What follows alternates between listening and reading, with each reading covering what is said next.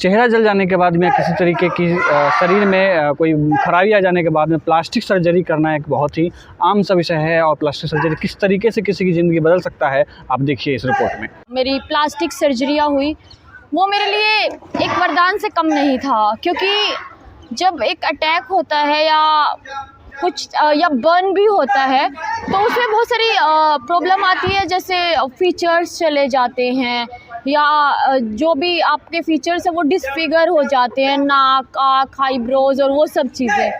और मुझे लगता है कि सबसे बड़ा जो प्रॉब्लम आता है वो नेक पे और आइज़ पे आता है, क्योंकि जब कोई भी चीज़ जलती है तो स्किन एक ऐसी चीज़ है वो श्रिंक हो जाती है और वो ऐसा नेक को मूवमेंट नहीं करने देती है जब ऐसा होता है तो। और उसके बाद उसकी वजह से अपना आँख, नाक, लिप्स और वो सब पूरा फेस पेन करता है।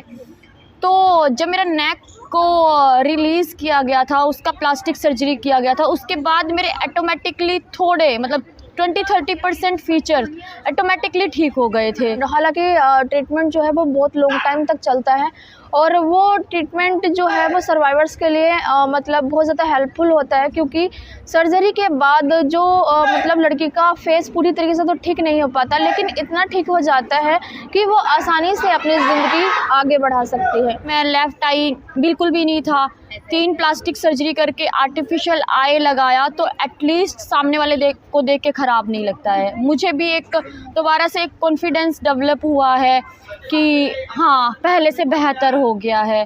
तो ऐसे ही बहुत सारे ऑपरेशंस होते हैं जो डिसफिगर होने के बाद एक रिलीफ देते हैं। जब सर्जरी होती है तो थाई से स्किन ली जाती है तो चलने में बहुत ज़्यादा तकलीफ़ होती है।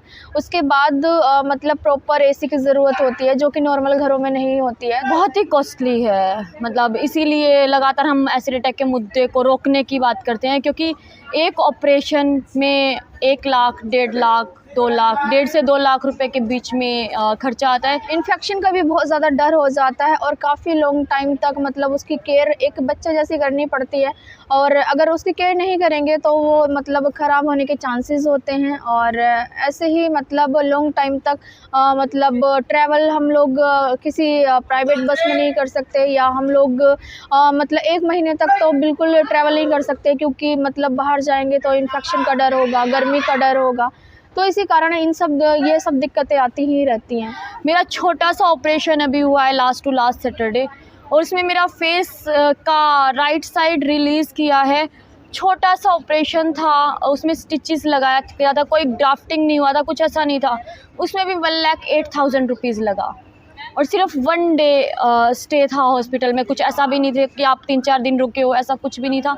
तो बहुत ही महंगा है प्लास्टिक सर्जरी। अभी बड़े बड़े हॉस्पिटल्स हैं, वो तो अलग अलग स्टेट्स में सभी जगह है। दिल्ली में सेंटर है, इसीलिए एम्स जैसा हॉस्पिटल है। मैं गवर्नमेंट हॉस्पिटल की बात करूँ तो सफदरजंग हैं, बहुत अच्छे सर्जन्स हैं वहाँ पे। तो एसिड अटैक सर्वाइवर्स के लिए, एसिड अटैक जिनके ऊपर हुए थे, उनके चेहरे के ख़राब हो जाने के बाद प्लास्टिक सर्जरी उनके लिए वरदान साबित होकर आया था, वरदान लेकर आया था। हालांकि जो प्लास्टिक सर्जरी है बहुत ही महंगा पड़ता है, और महंगा होने के बाद ही बहुत ज़्यादा लंबे दिनों तक जो है ये प्रोसीजर चलता है, जिस वजह से बहुत ही कठिनाइयाँ आती हैं। और कठिनाइयाँ आने के बाद भी लोग ये प्लास्टिक सर्जरी उनके लिए वरदान साबित हो सकता है।